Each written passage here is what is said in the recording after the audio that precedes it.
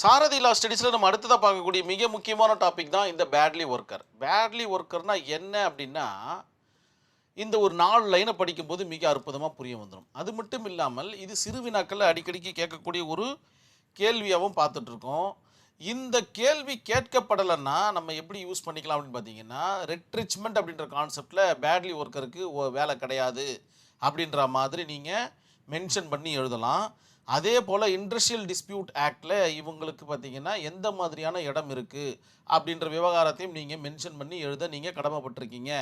So இந்த கேள்வி கேட்டாலும் சரி கேட்கலனாலும் சரி ஏதாச்சும் ஒரு இடத்துல உட்புகுத்தி எழுதக்கூடிய திறமை உங்களுக்கு கண்டிப்பாக இருக்கணும். இதுதான் பார்த்தீங்கன்னா கான்செப்ட். அது மட்டும் இல்லாமல் 240 நாட்களுக்கு மேலே இவர் வேலை செஞ்சார்னா இவருக்கு பணி நிரந்தரம் அப்படின்ற ஒரு கான்செப்ட் இருக்குது as per standing order. So standing order கேட்டாலும் நீங்கள் உட்புகுத்தி எழுதலான்றது இந்த இடத்துல உங்களுக்கு பதிய வைக்கிறேன். சரி, இந்த ஒரு 4 லைனை படிக்கலாம்.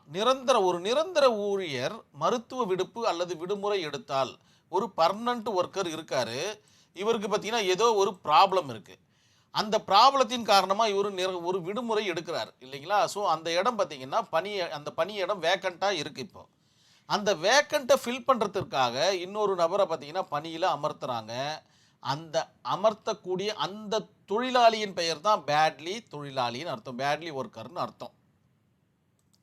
ஸோ இப்போ இவருடைய பணிகளை என்ன பண்ணுறாருன்னு பார்த்தீங்கன்னா, இப்போ புதுசாக வந்து அந்த பேட்லி ஒர்க்கர் எடுத்து நடத்துகிறாரு, ஒர்க் பண்ணிக்கிட்டே இருக்கிறாரு, நல்ல முறையில் வேலை செஞ்சுக்கிட்டே இருக்கிறாரு. ஒரு 30 நாள் கழித்தோ அல்லது ஒரு 6 மாத காலம் கழித்தோ இந்த நிரந்தர ஊழியர் அந்த இடத்துக்கு வந்துட்டார்னா ஆட்டோமேட்டிக்காக இவர் ரிலீவ் ஆகிடுவாருன்றது தான் இதனுடைய மிக முக்கியமான concept. Section 2A of IT act, industrial dispute act, இதை தான் தெளிவுபட சொல்லுது. இவர் ஒரு சாதாரண அல்லது தற்காலிக அல்லது நிரந்தர தொழிலாளர்களிடமிருந்து வேறுபட்ட ஒரு நபராக பார்க்கப்படுகிறார். அதாவதுங்க ஒரு ரீப்ளேஸ்மெண்ட் ஒர்க்கர்னு கூட இவரை சொல்லலாம். நம்ம ஒருவருடைய இடத்திற்கு மாற்றாக வரும் ஒரு தொழிலாளி. ஸோ அவர் ஒரு ரீப்ளேஸ்மெண்ட் ஒர்க்கராக நம்ம இந்த இடத்துல எடுத்துக்கலாம் அப்படின்றது தான் கான்செப்ட். இவருக்கு உண்டான உரிமைகள் என்ன இருக்குது அப்படின்றது தான் இப்போ நம்ம பார்க்க போகிறோம். ஐடி ஆக்டில் எதனா சொல்லியிருக்காங்களா அப்படின்னு பார்த்தீங்கன்னா, a badly worker cannot claim, நல்லா நோட் பண்ணிக்கணும் நீங்கள், a badly worker cannot claim retrenchment compensation. Retrenchment compensation இதுக்கு முந்தின வீடியோவில் ஒரு இல்லுஸ்ட்ரேஷன் பேஸ்டு கொஸ்டினாகவே போட்டிருக்கோம். அந்த மாதிரியான கான்செப்டுக்கு, அந்த மாதிரியான காம்பன்சேஷனுக்கு இந்த பேட்லி ஒர்க்கர் பார்த்திங்கன்னா எலிஜிபிள் ஆக மாட்டார் அப்படின்ற மாதிரி சொல்லப்படுது. அதுவே 240 நாட்களுக்கு மேல் வேலை செஞ்சுட்டாருன்னு வச்சுப்போமே, கண்டிப்பாக அவர் ரெட்ரிச்மெண்ட் காம்பன்சேஷனுக்கு உட்படுவார் அப்படின்ற விவகாரத்தையும் நீங்கள் உங்களுடைய ஆன்சர் ஷீட்டில் ரெட்ரிச்மெண்ட் அப்படின்ற ஒரு கொஸ்டின் கேட்டாலும் சரி இதை நீங்கள் எழுத கடமைப்பட்டிருக்கீங்க. ரொம்ப முக்கியமான விஷயம் இதெல்லாம்.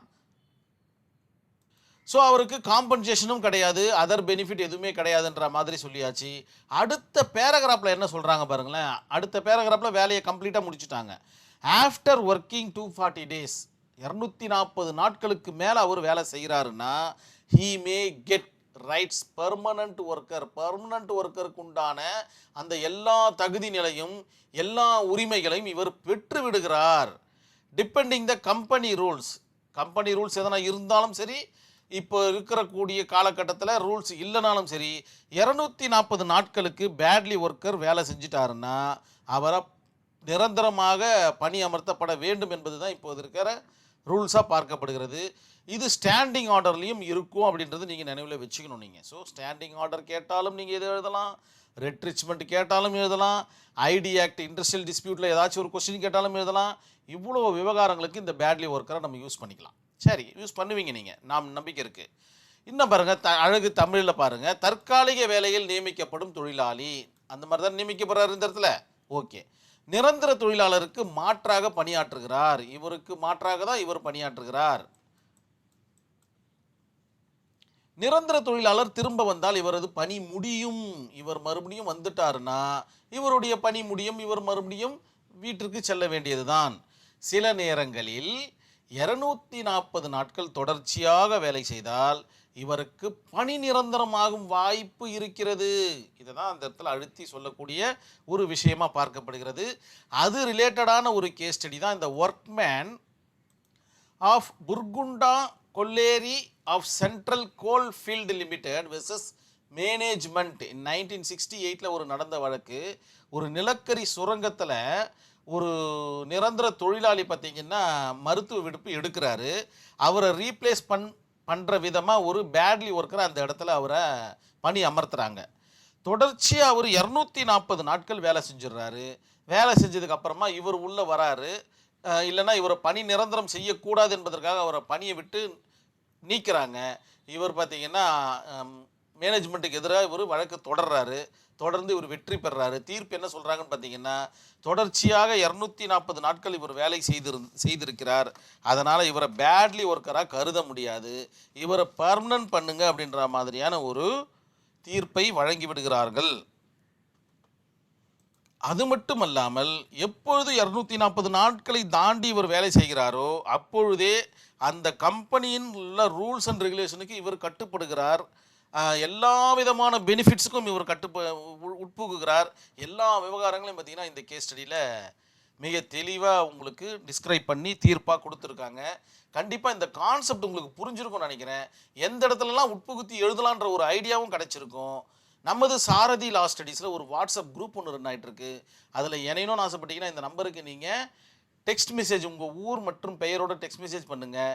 கண்டிப்பாக லைக் பண்ணுங்கள், ஷேர் பண்ணுங்கள், கமெண்ட் பண்ணுங்கள். யாருமே இதை செய்ய மாட்டேன்றீங்க, ஏன்னு தெரியல எனக்கு. இருந்தாலும் பரவாயில்ல, உங்களுக்காக சாரதி லா ஸ்டடீஸ் தமிழில் போகிறதுக்காக முற்படுது. நீங்கள் அதை மனசில் வச்சுக்கிட்டு இந்த ஒர்க்கை நீங்கள் செய்யணும்னு ஆசைப்பட்றேன். நன்றி, வணக்கம்.